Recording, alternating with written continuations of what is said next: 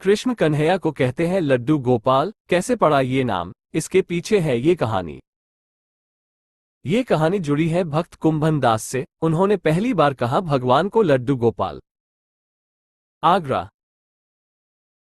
ब्रजभूमि में बहुत समय पहले श्री कृष्ण के परम भक्त रहते थे कुंभन दास जी। उनका एक पुत्र था रघुनंदन। कुंभन दास जी के पास बांसुरी बजाते हुए श्री कृष्ण जी का एक विग्रह था।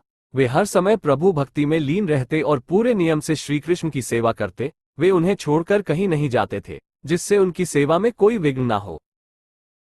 एक दिन वृंदावन से उनके लिए भागवत कथा करने का न्योता आया। पहले तो उन्होंने मना किया, परंतु लोगों के जोर देने पर वे जाने के लिए तैयार हो गए कि भगवान की सेवा की तैयारी करके वे कथा करके रोज वापस लौट आया करेंगे। वह भगवान का सेवा नियम भी नहीं छूटेगा। अपने पुत्र को उन्होंने समझा दिया कि भोग मैंने बना दिया है, तुम ठाकुर जी को समय पर भोग लगा देना, और वे चले गए। रघुनंदन ने भोजन की थाली ठाकुर जी के सामने रखी और सरल मन से आग्रह किया कि ठाकुर जी आओ भोग लगाओ। उसके बाल मन में ये छवि थी कि वे आकर अपने हाथों से भोजन करेंगे जैसे हम खाते हैं।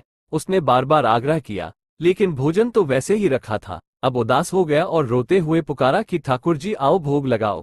ठाकुर जी ने बालक का रूप धारण किया और भोजन करने बैठ गए और रघुनंदन भी प्रसन्न हो गया।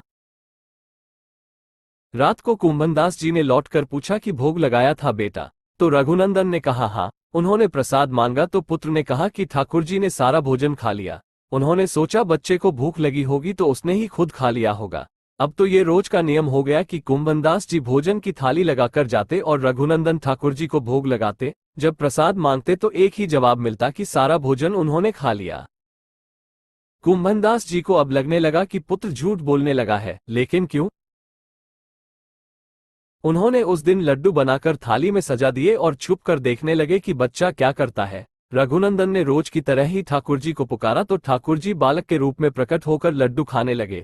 ये देखकर कुंभनदास जी दौड़ते हुए आए और प्रभु के चरणों में गिरकर विनती करने लगे। उस समय ठाकुर जी के एक हाथ में लड्डू और दूसरे हाथ का लड्डू मुख में जाने को ही था कि वे जड़ हो गए। उसके बाद से उनकी इसी रूप में पूजा की जाती है और वे लड्डू गोपाल कहलाए जाने लगे।